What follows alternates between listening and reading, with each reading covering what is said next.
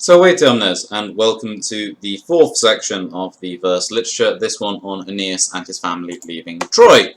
There has actually been a bit of a gap between the third and the fourth section. It's important to remember that for our first three sections of this, Aeneas has basically been in a tower somehow, looking down upon the action in the palace with Pyrrhus killing Priam. He eventually decides, okay, this is a bad place to be, I want to get my family out. So he retreats back home, various things happen on the way, and when he gets there, for our purposes, basically they eventually decide, okay, we should probably leave the city that's currently being destroyed. Imagine that. And then Anchises says, okay, let's go. Anchises being Aeneas' father. It's also important to remember at this time that this is not Virgil, the author, directly narrating what happened in the fall of Troy. This is Aeneas, a character sort of within the story, telling his own story to Dido. They are currently in Carthage, which is modern-day Tunisia, and Dido has asked Aeneas how he got to Carthage from Troy, and he's basically telling her more or less his life story. This means that there's obviously going to be some distinct bias. Are we sure that Aeneas, the Trojan, would present, say, Pyrrhus, the Greek, in an entirely fair and reasonable way? How does he possibly hear, over the sounds of an entire city being destroyed, what Priam says to his wife, who is standing next to him? Problems that we don't talk about. Anywho, that man being Anchises, that's the bit we had at the start, that man had spoken, and now literally the more clear or louder fire, I've translated this as an adverb, but it's technically a comparative adjective, the louder fire was being heard throughout the fortifications or walls, i.e. the whole city. Basically, the city is on fire, it's kind of loud. And the fires were rolling the heats closer, propius being a comparative adverb this time. Aistus is literally the heats. It is better translated as the blaze. It's kind of a tidal imagery of like the fire just pouring closer and it's just getting hotter and hotter. Therefore, go, age being an imperative, dear father. Imponere is also an imperative. I know it really doesn't look like it, but it is. It is technically a passive imperative, which are quite hard to translate literally, so I've translated it kind of actively. Place yourself. It's something like be put upon, but place yourself on my neck. I myself will undergo you, as in will carry you, on my shoulders. Nor will that task, iste labor, burden me, or weigh me down. Therefore, quo cumque is, basically in one word, in whatever way. In whatever way things happen, literally cadent is future tense, in whatever way these things will happen, but that's not how English tends to translate these kind of clauses. So in whatever way things happen, one and shared will be the danger for us both. One safety. This is a very messed up bit of order. Basically what he's saying is there will be one shared danger or one safety for us both. That is to say, if Aeneas is carrying his father Anchises, well, either they both get out and they're both fine, or they're both dead. So one shared safety or danger.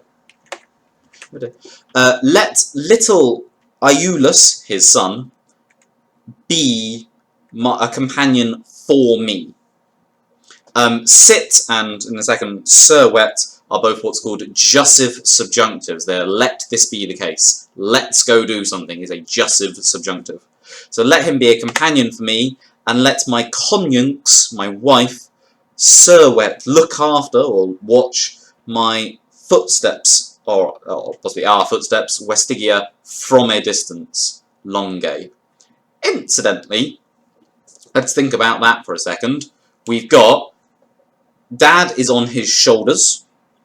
His son is holding his hand, or holding on to him as a companion, but his wife is just following Longue from a distance.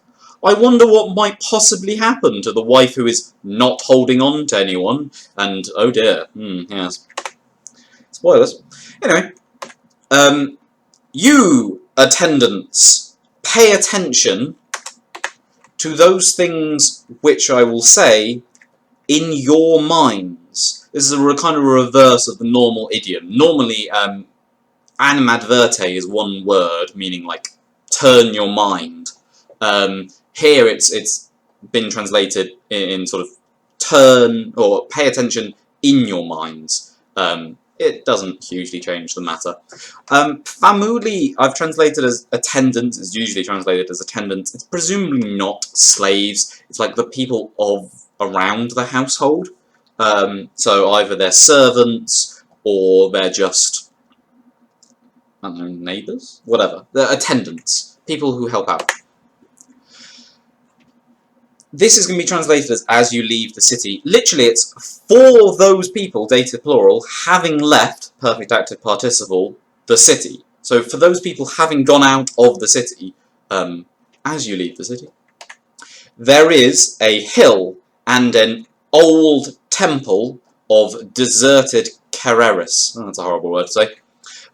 Ceres, or Ceres, was the Latin word. It's the Latin name for Demeter, the Greek goddess of the harvest. We get the word cereal from her name, for example. Notice that this is what we call a hyperlarge, which has come up in a previous section, where we have deserti logically applies to the temple. It is the temple which has been deserted, but by putting deserti that technically agrees with Ceres, and indeed is juxtaposed to it, it kind of makes it apply to her, like she's been deserted. One of the things I didn't discuss about was in the intervening sections between section 3 and section 4, Aeneas sees that the gods are basically ripping apart the city of Troy.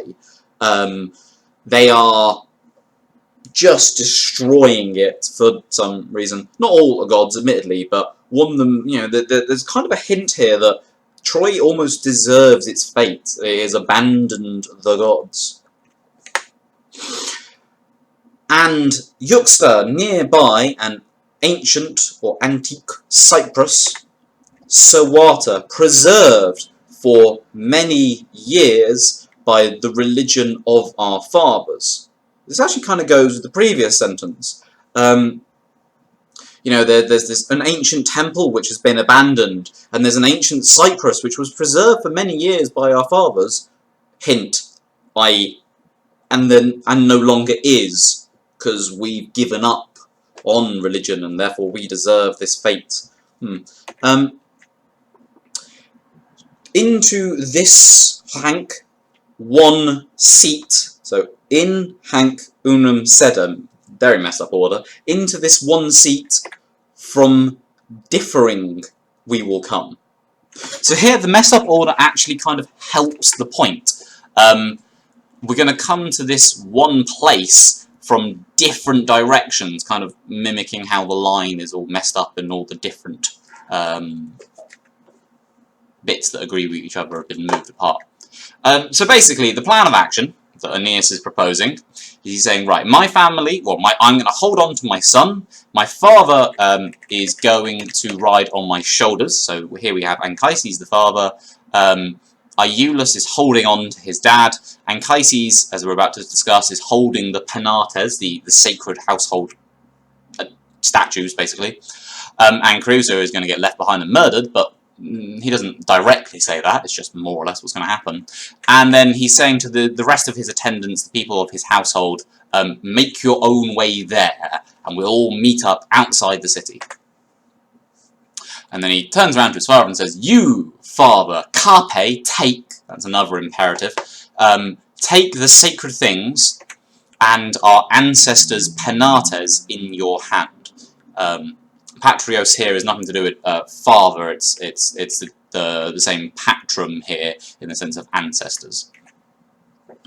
Remember that the penates are the household gods, they are important, religious icons for the Romans. Not so much for the Trojans, but Virgil is applying backwards the Roman religion, just as they wouldn't be speaking Latin, obviously, but yeah, this is very common for epic poetry. Then we have a slightly weird sentence. Literally,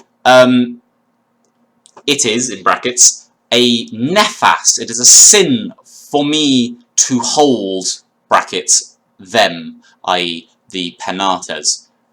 Why is it a sin for him to hold these penates? Well, he has digressum, perfect active participle, having come from so great a war and recent slaughter.